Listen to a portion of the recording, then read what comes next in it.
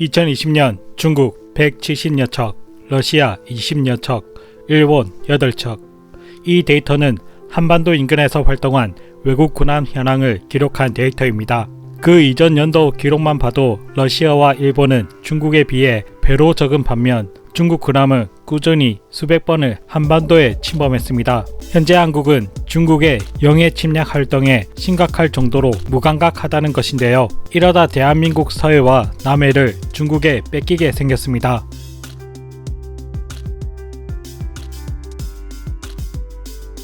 한국의 역사와 문화, 나아가 한반도를 침략하기 위한 중국의 동북 공정이 날이 갈수록 위험이 높아지고 있습니다.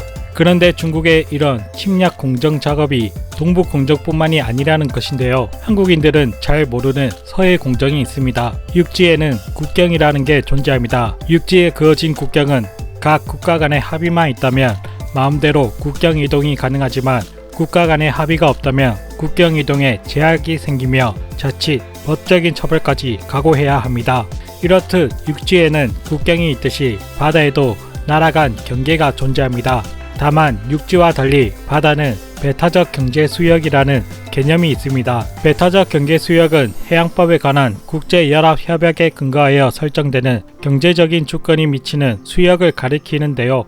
이 수역은 기본적으로 공해라서 그 어떤 나라에도 속하지 않지만 자원의 채취 및 조사와 같은 제한적인 사안에 한해 연안국의 권리가 우선적으로 인정되는 것으로 인접국끼리는 협상을 통해 수역을 적당히 나눠 갔습니다. 이때 각국의 이권과 직결되어 있기에 분쟁의 소지가 되기도 하는데요. 놀라운 것은 중국의 서해에 대한 이권 주장은 최근이 아니라 2004년부터 이미 조짐이 보였다는 것입니다. 한국 논리대로 35만 제곱킬로미터의 서해를 등거리선 원칙대로 나누면 절반인 18만 제곱킬로미터가 남북한으로 넘어가 분쟁의 소지가 있다. 이를 막기 위해 중국이 25만 제곱킬로미터 해역을 차지해야 한다. 참 중국은 어이없는 개소리를 너무 당당하게 해서 사람을 벙찌게 만드는 재주가 뛰어난 것 같습니다. 그런데 최근 중국의 억지가 더욱 거세지고 있습니다. 중국이 동경 124도를 기준으로 배타적 경제 수역을 마음대로 주장하고 있기 때문인데요.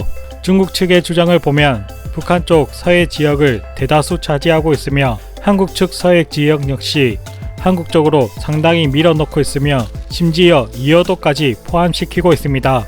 이어도는 분명 중국의 최단선과 247km가 차이나고 제주도와는 149km가 차이나는 만큼 이어도는 분명히 한국의 영토와 가깝기 때문에 한국의 영토임에도 불구하고 중국은 해양 세력 범위를 확대하기 위해 뻔뻔하게 이어도를 자신의 영해로 포함시키고 있습니다. 중국이 이렇게 억지 주장을 하는 이유는 최근에 해군력을 강화했기 때문인데요. 미 의회 조사국이 공개한 중국 해군 현대화 보고서에는 10년 내 중국이 65척의 해군 전투함을 건조해 총 425척의 전투함을 보유할 것으로 예측하고 있습니다. 여기에는 항공모함과 잠수함, 구축함 등이 포함되어 있는데요. 미국 국방부 자료에 따르면 현재 중국 해군이 보유한 전투함은 350척 이상으로 미군이 보유한 296척보다 많으며 2015년 이후 줄곧 미국보다 함척수에서 우위를 점하고 있다고 합니다. 그러나 수적으로 미국에 앞설지는 몰라도 기술적, 질적으론 아직까진 중국 해군이 미 해군에는 상대가 안 되는데요. 그렇지만 중국 주변국들은 미 해군과 달리 중국 해군력이 상당히 부담스러운 존재입니다. 한국 정부는 일본의 독도에 대한 침범에 대해서는 대대적으로 언론전을 펼치며 크게 떠들지만 실상 중국이 군함을 이끌고 한국 바다를 침범한 횟수가 일본보다 압도적으로 높음에도 불구하고 조용한 이유가 압도적인 군함 차이와 일본에는 크게 떠들어도 미국이 중재할 거라는 믿음이 있기 때문이기도 하는데요. 중국의 해군이 양적으로 한국을 압도한다 해도 한국이 쫄아서 소극적일 필요는 없습니다. 중국의 군함에는 중국이 숨기는 결정적인 문제가 있기 때문인데요. 군함은 조선소에서 만들어냅니다. 즉, 한 국가의 군함의 수준은 그 나라의 조선업 수준에 달려있다는 것인데요. 중국은 그동안 중국 정부의 지원과 저가 공세를 앞세워 전 세계 선박 수주를 쓸어갔지만 중국의 저질 기술력으로 한순간에 몰락하게 됩니다. 300개가 넘는 조선소 중에서 200여 개가 문을 닫으면서 수만 명의 실업자가 쏟아지자 중국은 군함 발주를 넣어 중국 조선소의 명맥을 겨우 살려놓게 되는데요. 문제는 여기서 발생하게 됩니다. 그동안 중국 조선업 기술력이 문제가 크게 부각되었지만 중국의 부실 철강도 상당한 문제로 지적되어 왔습니다. 한마디로 중국이 찍어낸 군함들은 중국산 저질 철강으로 저질 기술력으로 찍어낸 하자가 많은 군함이라는 뜻인데요. 중국의 이지스함이라 불리는 영호 이씨는 2016년 림팩에 참여했다가 다른 나라보다 현저히 떨어지는 명중률 30%를 기록했습니다. 그 다음 연도에는 중국 러시아 연합훈련에 더 보완된 영호 2D를 파견했지만 기관 고장으로 망망대해에서 표류를 했습니다. 2019년 중국이 독자 기술로 만들었다는 항공모함 상둥함이 취약하고 시험 운행을 하고 돌아오던 중 갑판이 붕괴되어 실질적인 작전이 가능한가에 대한 의문을 품게 했습니다. 그리고 이 항모에 싣고 다니는 함재기 역시 러시아 무기를 불법으로 카피해서 자랑했지만 핵심 부품을 완전히 카피하지 못해 엔진 성능이 뒤떨어져 무장을 하면 출격을 할 수도 없는 그런 쓰레기 무기입니다.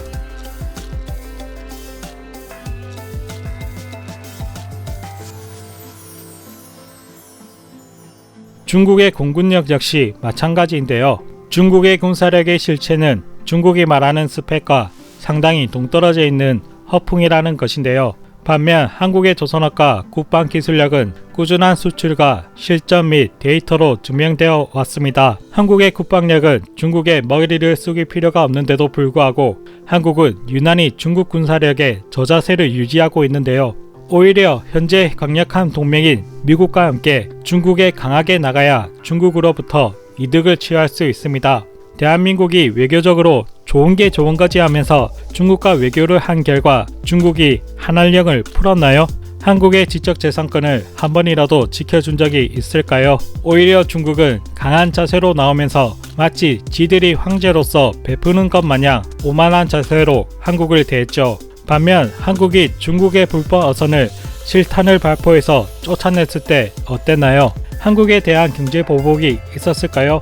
한한령이 있었을까요? 세계 각지에서 중국 불법 어선에 대한 발포 공격을 했지만 중국은 딱히 그들에게 큰 소리를 치지 않았습니다. 중국은 이런 나라입니다. 쫄아서 어물쩡되면 강하게 나오고 오히려 강경하게 맞서면 꼬리를 말게 됩니다. 중국은 서해를 집어삼키려고 군함을 한국 서해에 보내 활동 범위를 넓히려고 하고 있습니다. 이호도가 중국에 넘어가면 제주도는 물론 대한민국 남부 지역이 중국의 위협에 노출됩니다.